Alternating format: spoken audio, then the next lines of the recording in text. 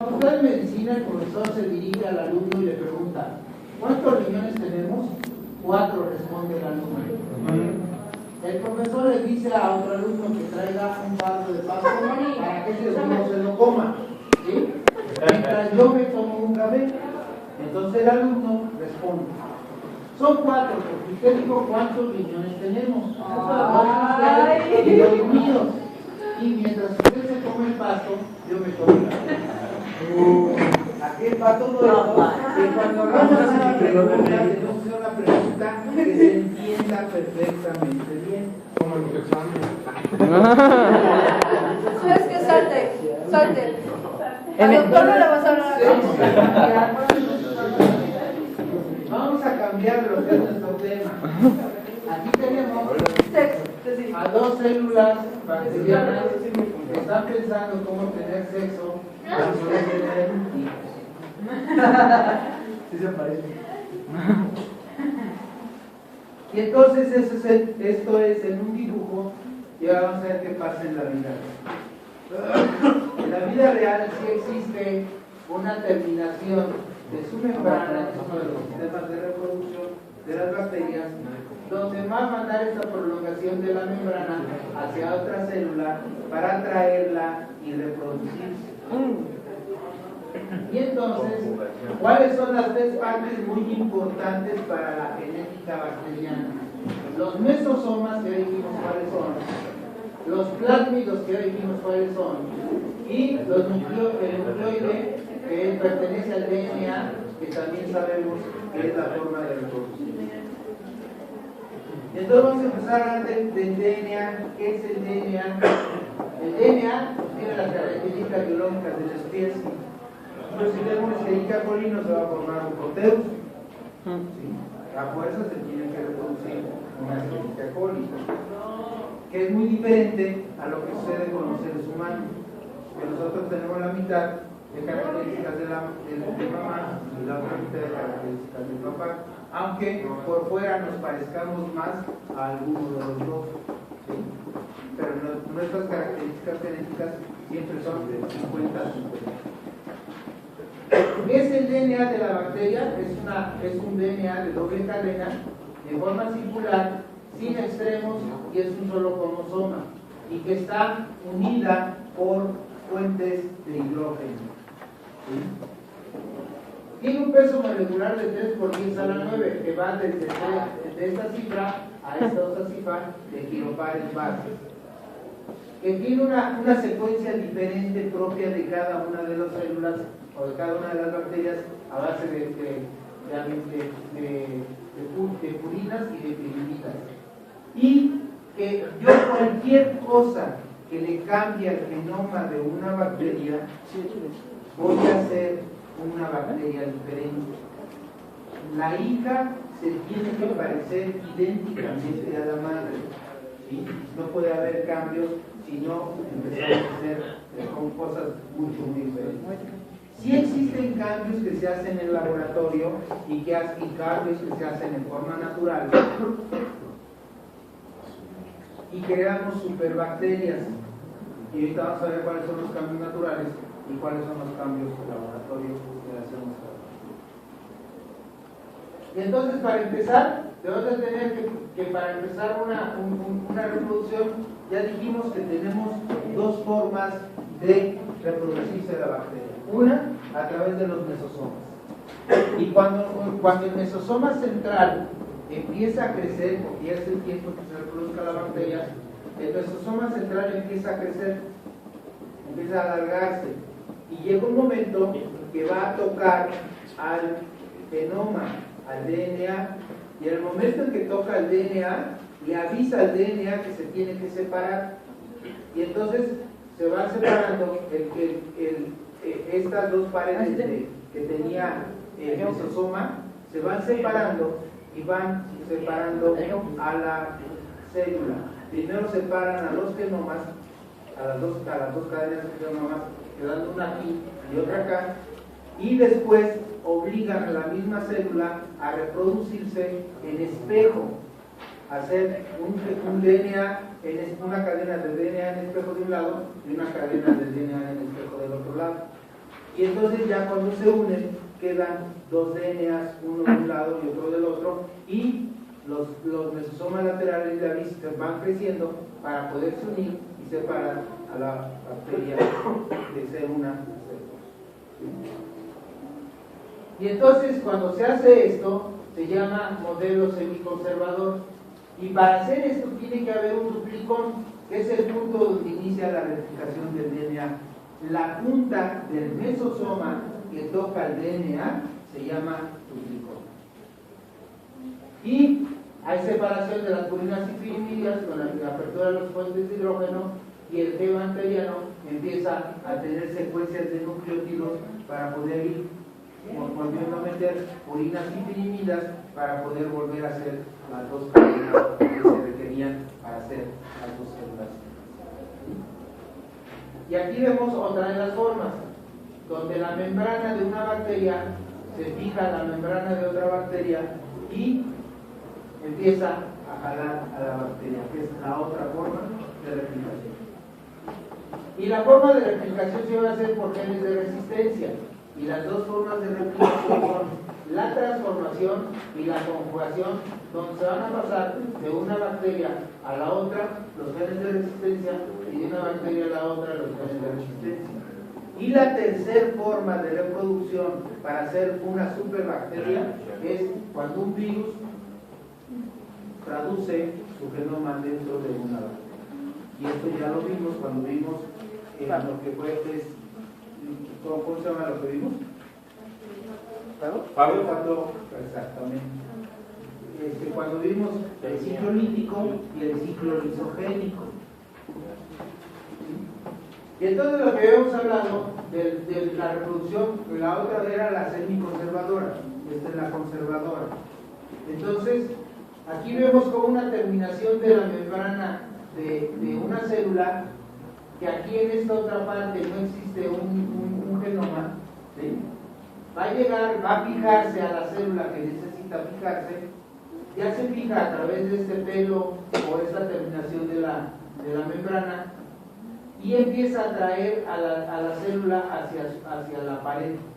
Entonces cuando llegan las dos paredes a juntarse, se abre un agujero y empieza a desprenderse una de las cadenas que va a ir de este lado, y van a quedarse una cadena de un lado y van a quedar una cadena del otro lado. Se va a reproducir en el espejo el DNA que se necesita y se va a hacer dos células en forma normal. ¿Y cuándo sucede esto? ¿O qué es lo que le avisa a que se haga esto? Esta otra parte que tenemos que se llama plasmido. Entonces son las dos formas, o por un mesosoma o por un plásmido, y entonces hacen que la bacteria cambie de estructura y de una se formen dos y de dos cuatro. Y pásatela. Están lastimados. Yo no dije nada, yo me paso. Bueno, y entonces vamos a tener que para hablar de características genéticas de la bacteria, vamos a tener un genoma o fenotipo, que es las características genéticas que tiene esa bacteria, que son las características genéticas que nosotros tenemos. Pero que estas características genéticas pueden ser influidas, y pueden ser influidas por un fenotipo, que el ambiente tiene mucho que ver para cambiar también de estructura, o por una mutación.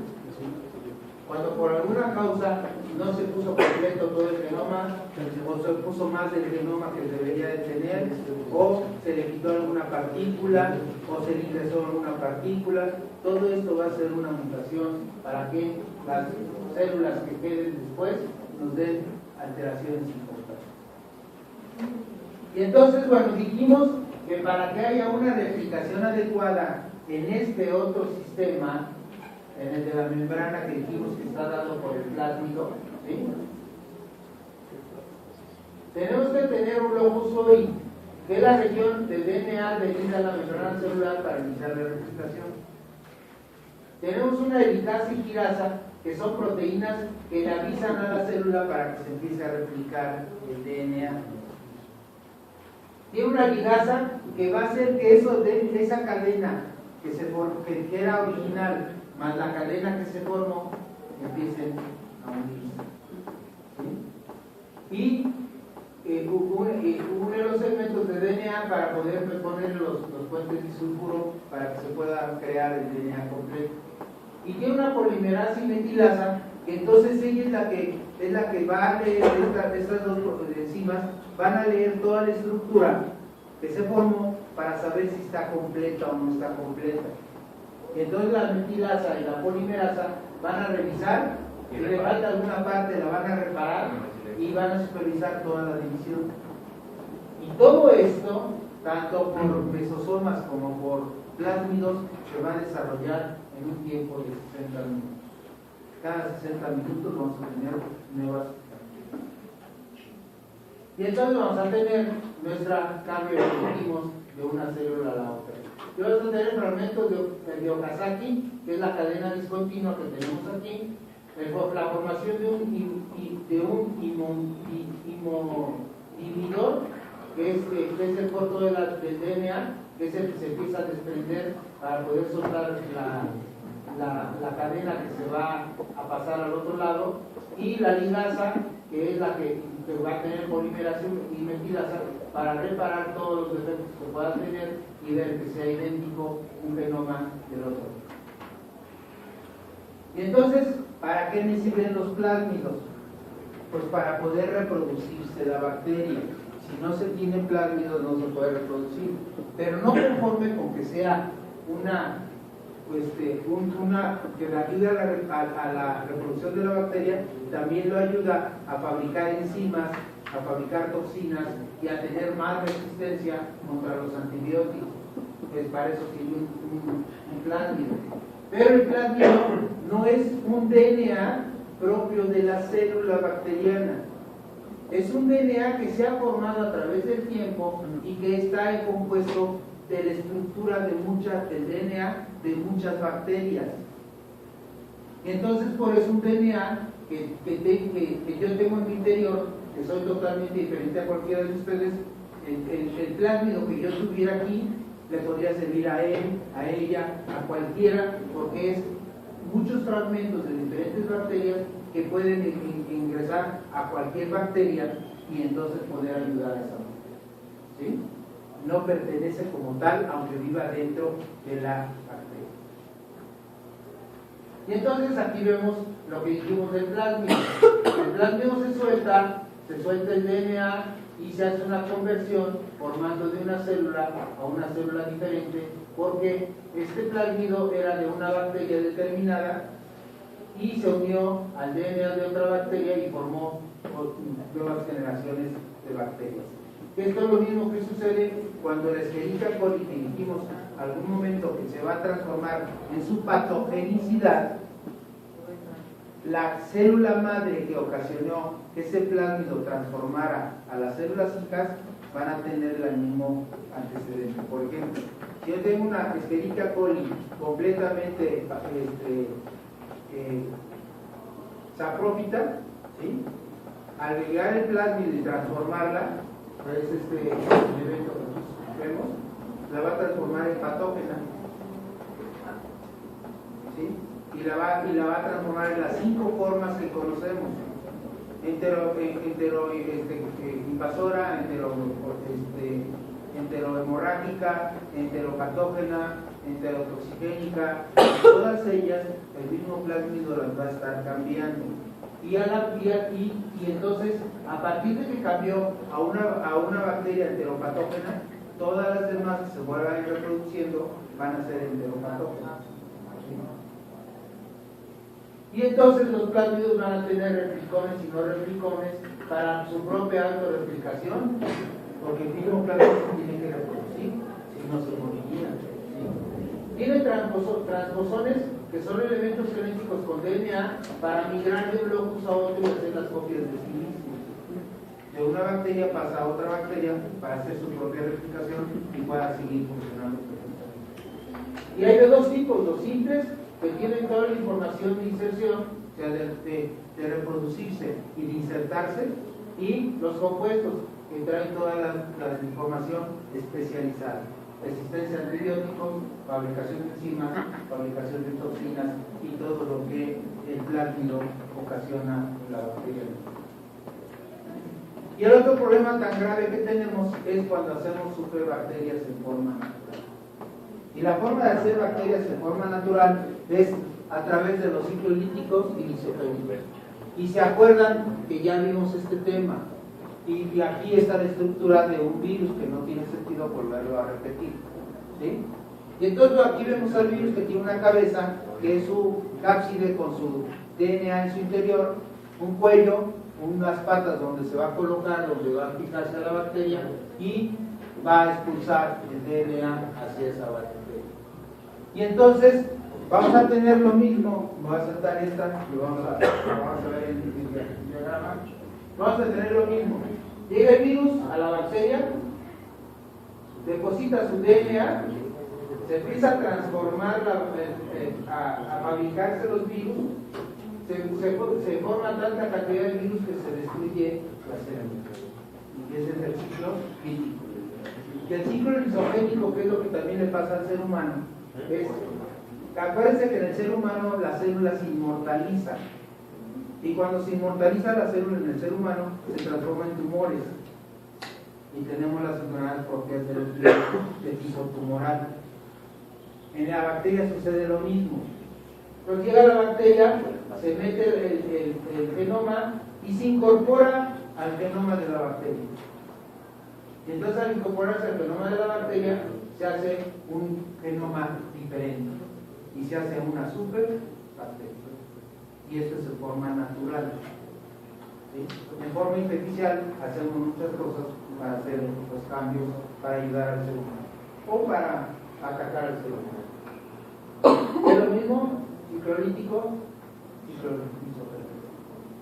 Y entonces, ¿esto qué nos ocasiona? Mutación. Y entonces, al tener una mutación en la bacteria, vamos a tener superbacterias que van a estar reproduciéndose. Y son las bacterias que tenemos almacenadas para la guerra biológica. ¿Sí? Y son las bacterias que creamos dentro de un hospital por diferentes conceptos o diferentes formas para hacer superbacterias que no sean destruidas con ningún antibiótico. Porque utilizamos tantos antibióticos en los hospitales y cada médico tiene una forma de matar pulgas. ¿Sí? Uno las mata con el dedo y otro les ponen una bomba atómica, ¿no? Entonces es muy diferente la forma en que cada médico actúa y en los hospitales se crea gran resistencia bacteriana porque transformamos plásmidos y transformamos bacterias multiresistentes. Y bueno, ¿cuáles son las mutaciones? Las mismas que ustedes ya vieron en genética. Adición, deleción, transición o cambio, transversión, inversión e inserción. Y cada una de esas ustedes ya las conocen porque ya lo vieron en genética.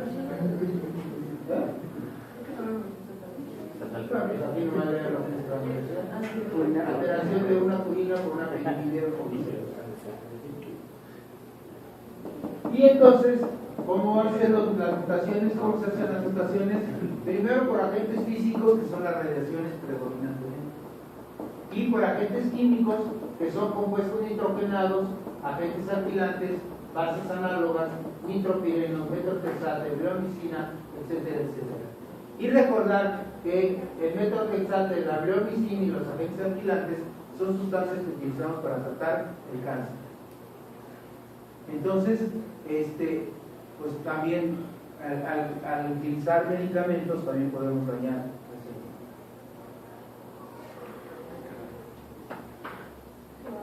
Y de los no directos son los grupos aromáticos policíclicos, el benzopireno, las aflatoxinas, pero sobre todo los primeros que son hidrocarburos aromáticos que los utilizamos mucho para fumigar. Y desde los famosos radiolitos, que son esas espirales, a las tabletitas que le ponemos en un aparato de luz y que lo conectamos a los DDTs que conocemos en spray o a las grandes fumigaciones de los campos, todo eso nos puede llegar a tener una alteración. Más grave es cuando yo estoy en el campo, que estoy ahí trabajando en el campo, me fui de de picnic en el campo y de repente pasó una avioneta y nos roció de los fumigantes. ¿Por qué? Porque me va a intoxicar. Todos los fumigantes se absorben a través de la piel. Y entonces el error más grande que yo cometo como médico es que me llegue un paciente aparentemente intoxicado por hidrocarburos aromáticos y yo no me ponga guantes y empiece a explorarlo con las manos sin guantes y me empiece a penetrar el hidrocarburo a través de mi piel. Yo voy a combinar intoxicación. Y ya hemos visto que los pacientes salen adelante porque los metemos a bañar y se bañan hasta quitar lo más posible de toda esta sustancia y el médico nunca se hizo nada y termina mal. ¿Sí? Entonces es muy importante que cuando sospechemos que un paciente fue rociado por fumigantes o pesticidas, que se pongan ustedes guantes y ropa adecuada y que metan a bañar al paciente con todo y ropa y ahí en la regadera que él o alguna persona les empiece a quitar toda la ropa y que nunca deje de caerle el agua encima para que se barra mecánicamente lo que tenga en la piel. Ustedes no. Incluye lentes, porque luego estamos así, porque nos está cayendo gotas en los ojos y no tenemos ni siquiera lentes. Y entonces, bueno, hay recombinaciones genéticas que ya todas estas las empezamos a hacer en los laboratorios para tratar de crear bacterias que me ayuden a mejorar las enfermedades de los pacientes. Y entonces puedo hacer genes de otra, puedo empezar a hacer recombinaciones de los genes de una bacteria al gen de otra bacteria para tratar de disminuir su patología. O puedo hacer una combinación homóloga, que es lo mismo que esto, pero es DNA de un donador a un receptor con las características específicas que yo busco. O una heteróloga, que son genes todos parecidos al receptor con un DNA híbrido. Esto lo hago para crear predominantemente beneficio para los seres humanos, pero desgraciadamente en realidad lo hacemos para daño del cerebro. Y bueno, lo mismo hacemos con las enzimas, con los otros fenómenos como la recombinación genética, la incorporación de genes de una bacteria a la otra, la transformación, que son pequeños trozos de genes que se van cambiando para tratar de crear una nueva bacteria, la traducción, que es a través de los bacteriófagos, y la conjugación, que son dos bacterias que se les quita una cadena y se une una bacteria, una cadena de una bacteria con la cadena de otra bacteria para tratar de crear una nueva bacteria. Pero desgraciadamente todo esto lo hacemos para fines de guerra. Y vamos a cambiar rápidamente al segundo tema. ¿Sigue que en un futuro haya guerras biológicas? ¿Sigue que en un futuro haya guerras biológicas? Vamos a darle agentes antimicrobianos.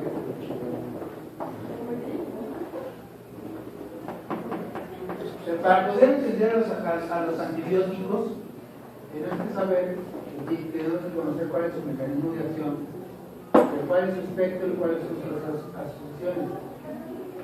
Siempre les he dicho que estas pláticas de medicamentos, cuando yo las doy, son las pláticas del regaño. Porque no se vale que si yo tengo un Vademecum propio, yo en mi consultorio manejo un número de medicamentos de todos tipos, único, que además puede ser muy diferente al que maneja mi vecino, ¿sí? Pero no se vale que yo todos esos medicamentos que manejo no sepa la farmacodinamia, la farmacocinética, las dosis tóxicas, los tratamientos para las intoxicaciones, o sea, todo lo que sea necesario saber sobre ese medicamento que estoy utilizando, ¿sí? Entonces no se vale que nosotros manejemos los medicamentos porque así lo manejaba el pelón del doctor Arteaga, o porque en el hospital así lo manejaban, o porque llegó el de laboratorio, llegó el de laboratorio a vomitarme todo lo que él sabe del medicamento. Yo así me quedé como, pues sí, esto lo voy a manejar, y lo empecé a manejar y saber lo que estoy haciendo. El Vademecum propio, uno lo tiene que saber perfectamente bien todo lo que estoy manejando. Y si me llega un medicamento nuevo que creo que es bueno, lo primero antes de recetarlo es estudiarlo. Ni siquiera he leído la bibliografía y luego llega el de laboratorio me da la muestra médica y al primer paciente se me encarga. ¿Qué tal si le damos en todas las pruebas por la ignorancia? ¿Sí? Entonces es muy importante que sepamos que tenemos que conocer perfectamente bien cada uno de los medicamentos que nosotros. Siéntate, muñeca. ¿Quieren aquí?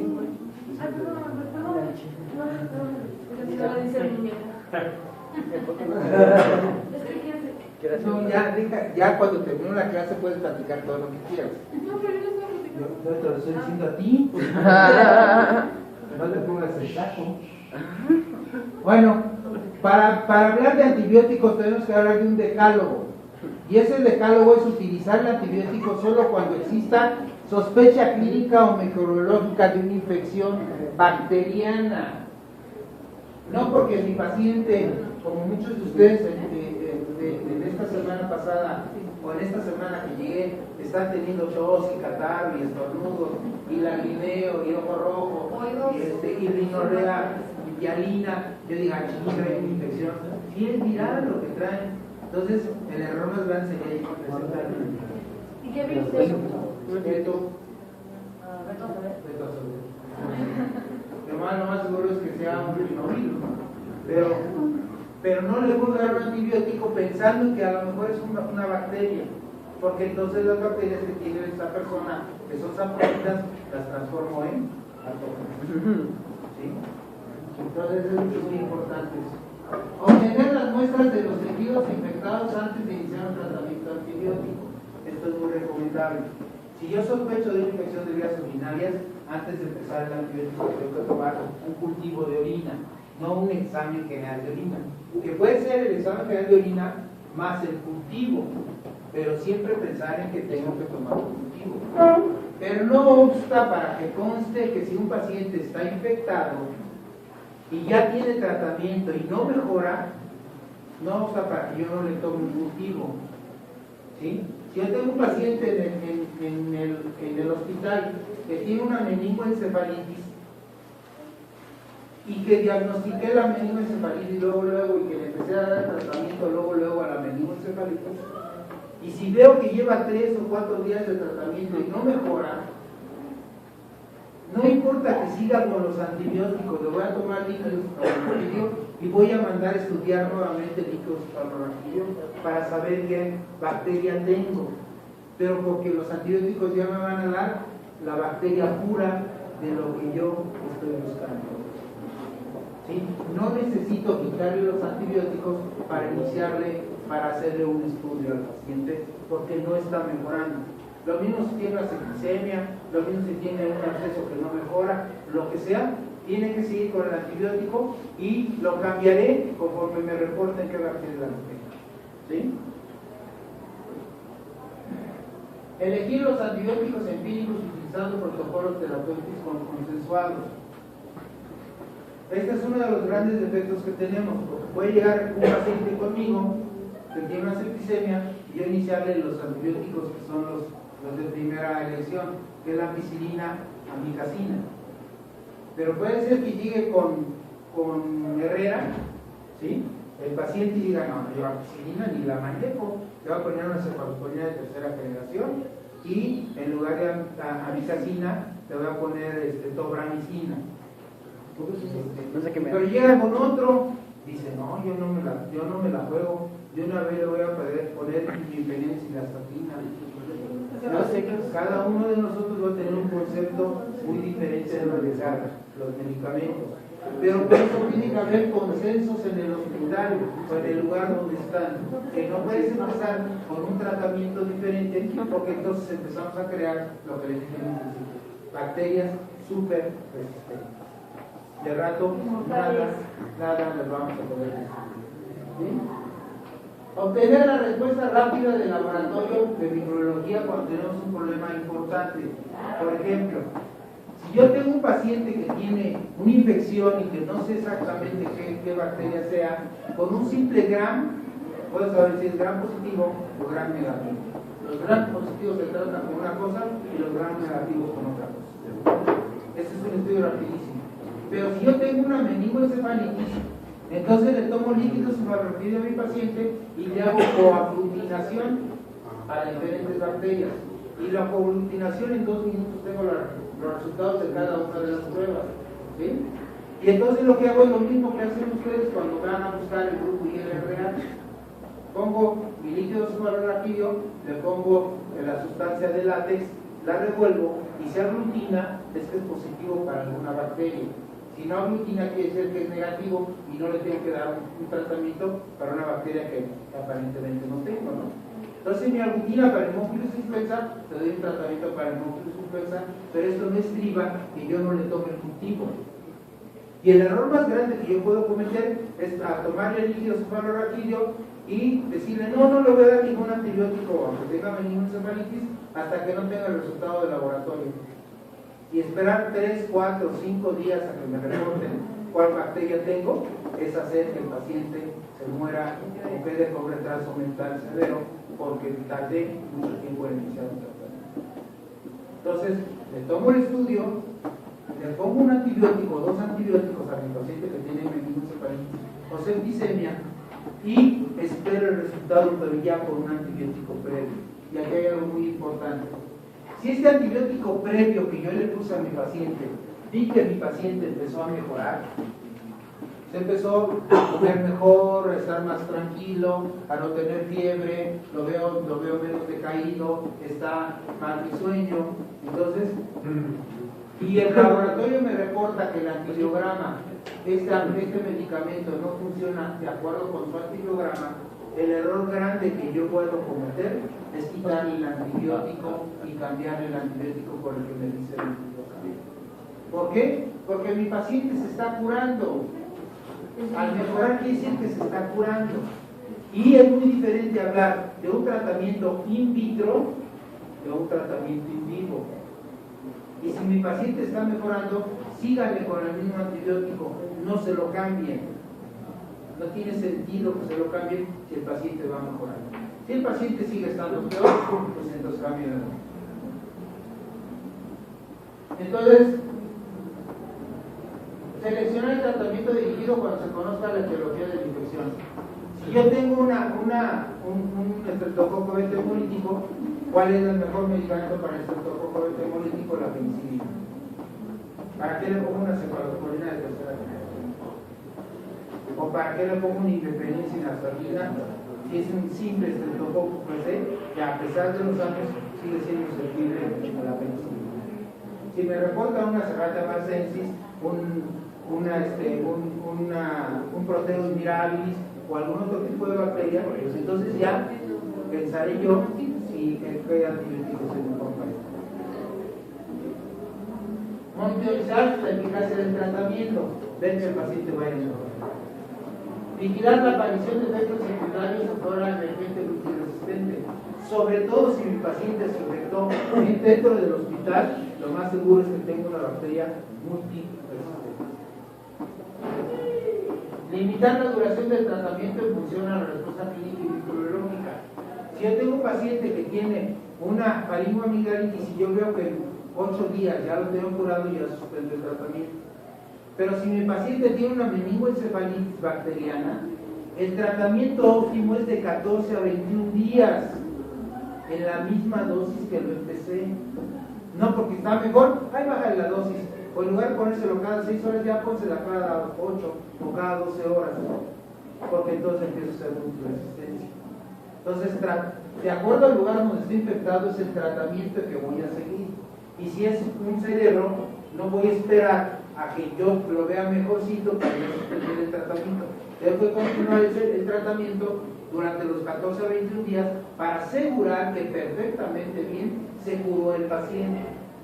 Si tengo una infección de hueso, que tengo una osteomielitis, el tratamiento óptimo para estos pacientes es de 3 a 4 meses, hasta que sepa yo que el hueso quedó completamente curado. Porque si yo dejo cualquier residuo de infección, se me va a volver a hacer otra vez infección, pero ya multiresistente. ¿Sí? Entonces, por eso tiene que ser el tiempo de tratamiento. Eso es limitar la duración. Responsabilizar al médico y a los demás del equipo, que es la 9 y la 10, de los tratamientos efectivos y adecuados para cada paciente. Y no permitir que yo maneje las cosas por un tratamiento y mi vecino con otro, y mi otro vecino con otro, y al rato creamos un problema muy grave. ¿Sí? Y entonces vamos a empezar a hablar de la clasificación de los antibióticos. Para hablar de los antibióticos, la clasificación más sencilla que tenemos es hablar de que unos son bactericidas, que van a destruir las bacterias, y otros son bacteriostáticos, que van a impedir la reproducción de la bacteria. No la matan, pero impiden su reproducción. ¿Sí? Y si esto es muy cierto, vamos a hacer un poquitito de historia de los antibióticos. Olerlich, hace muchos años, investigó tanto para encontrar un medicamento para destruir las infecciones que le llamó que quería buscar la bala mágica. Hacer un medicamento tan poderoso que destruyera a los microorganismos e inocuo para el ser humano. Desgraciadamente esto no es cierto. Desgraciadamente todos los medicamentos que manejamos en medicina tienen un riesgo, y ese riesgo lo tenemos que saber nosotros. Si el riesgo es más importante que el beneficio, no utilizo el tratamiento. Si el beneficio es más alto que el riesgo, utilizo el tratamiento. Pero tengo que ser lógico en lo que estoy pensando. ¿Por qué? Porque puede ser que nos pase lo que le pasó a un compañero médico con su paciente, un ortopedista, con su paciente de 22 años, que llegó el paciente con una fractura de húmero y no de cúbito y radio, ¿sí? Y pues para disminuir el dolor le pusieron un suero y le dijo el doctor, le dijo a la enfermera, ponle 1 gramo de metamizol, o sea de numelutina, y a la media hora el paciente estaba muerto. ¿A la media? A la media estaba muerto. ¿Pero qué es eso? Le pusieron un medicamento para bajar el dolor y se murió con él. Porque intolerante a ese medicamento. Y no sabemos quién podemos ser intolerante a él. ¿Sí? Esa es una realidad. Pero eso ya es mala suerte. ¿Eh? Eso ya es mala Esa suerte. es muy mala suerte. ¿Pero y qué le pasa? No son negligencias. No, porque no Es un tenía tratamiento la habitual. Además que ese paciente Ajá. No, sí, pero ¿qué le era pasó, o lo que les digo otro compañero médico pediatra, lo que les digo otro compañero médico pediatra, que un día decidió juntar a sus pacientes para poner la vacuna del sarampión. Se murió la hija de... Con las 10 dosis se las puso a cada paciente le puso su dosis, y la única niña que murió era la hija del paciente. No sabía que la niña iba a ser intolerante a los productos donde viene procesado en la vacuna. Entonces, son cosas que nos pueden suceder, ¿no? Pero no por el riesgo no voy a dejar de hacer las cosas, ¿no?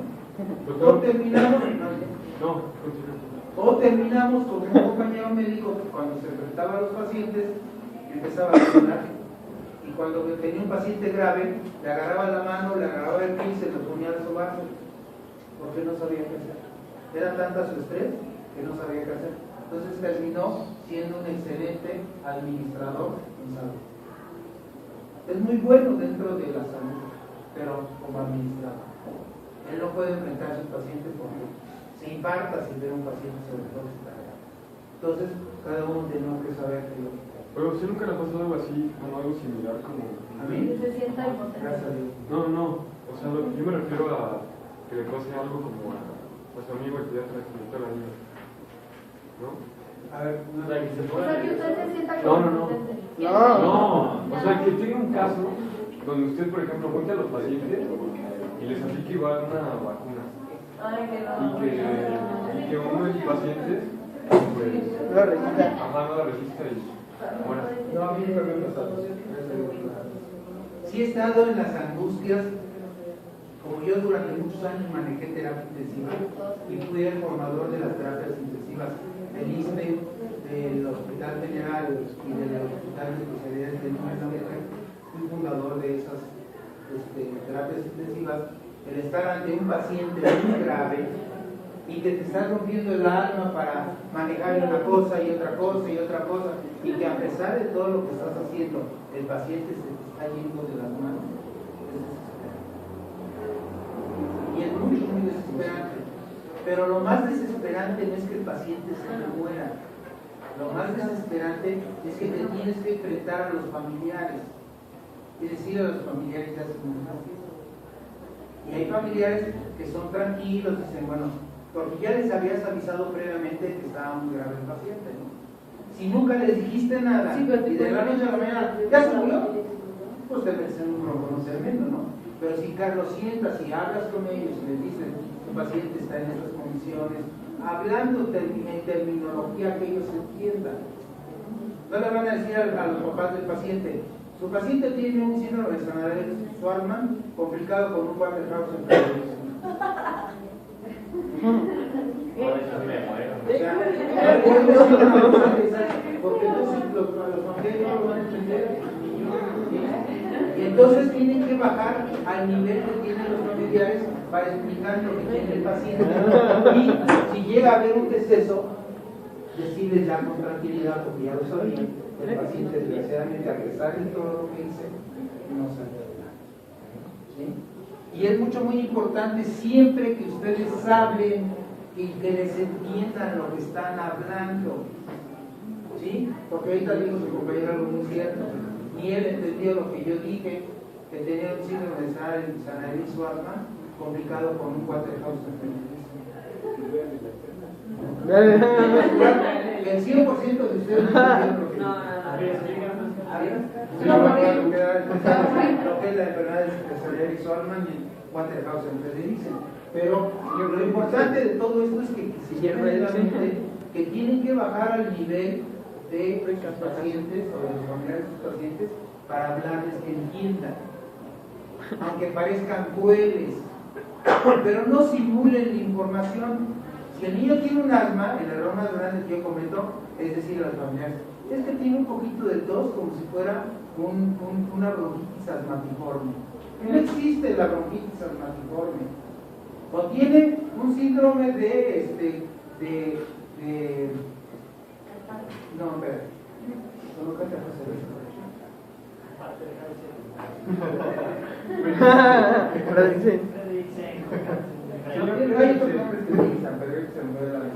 Entonces le tienen que decir al paciente o a los familiares del paciente, señor o papás, su niño tiene asma. No tiene una bronquitis asmatiforme.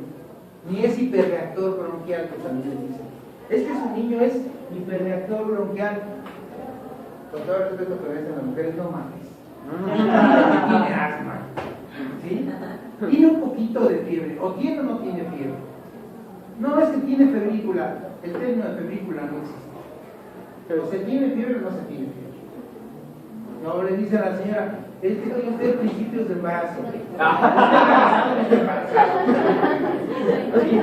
Entonces siempre tienen que hablar que les entiendan y no inventar cosas por no quererse enfrentar ustedes a un diagnóstico. ¿Sí? Tiene un tumorcito de algo que está creciendo ahí, pero no se preocupe, ya tiene invasión por cáncer. Entonces ustedes lo tienen que hacer. Y rápidamente, si no, no termino. A principios del siglo XX fue cuando se empezó a hacer todo lo que eran los antibióticos, gracias a los cultivos y a todas las sustancias que se empezaron a investigar. El primer antibiótico real reconocido después de 606 experimentaciones fue el Salvarsan, y su única utilidad fue para aquella enfermedad que era el caos mundial. En nuestra actualidad el caos mundial se llama SIDA. En ese entonces el caos mundial se llamaba sífilis. Era la enfermedad más grave que se podía tener en aquel entonces, la sífilis por contacto sexual. Y el Salvarsan empezó a salvar a mucha gente, nomás que era muy tóxico. 1910, oficialmente al Salvarsan le llaman el primer antibiótico descubierto en investigación. Y no no fue a partir del siglo XX cuando se conocieron los antibióticos. Ya los antibióticos, nuestros indígenas de la época precolombina ya conocían los antibióticos, no más que ellos los manejaban como mágicos. Y por ejemplo trataban las infecciones con penicilina, sin saber que era penicilina. Con el hongo penicillium lo colocaban en las heridas y los curaban muy rápido. Más que nos atrasó mucho el que vinieran los españoles acá. 1914, después de muchos intentos, se logra conseguir el neosalbarzán, que mejora más rápidamente a los pacientes con sífilis y es menos tóxico. 1929, Alexander Fleming por primera vez descubre un antibiótico diferente que es la penicilina y que la descubrió por un error de laboratorio. No la descubrió porque él estuviera pensando que ese era lo que estaba investigando. Y no fue sino Che y Florey que decidieron industrializar la penicilina. Fueron los que empezaron a industrializarla para formar las ampolletas de penicilina sódica cristalina que conocemos en la actualidad. 1935, por primera vez se encuentra otro antibiótico que se llama sulfonamidas, y las sulfas o sulfas, que todo el mundo las conoce, pertenecían al equipaje que se llevaban los soldados en la Segunda Guerra Mundial cuando iban a la batalla. No, que no llevaban morfina también. No, aparte de la morfina, llevaban sulfas. Porque si tenían una herida, agarraban la sobre del sulfa que era en polvo y se la vaciaban en el lugar de herida. Aparte de ponerse la morfina para disminuir el dolor de las heridas. Y este señor que vemos aquí se llama Luis Pastel y hasta aquí muere.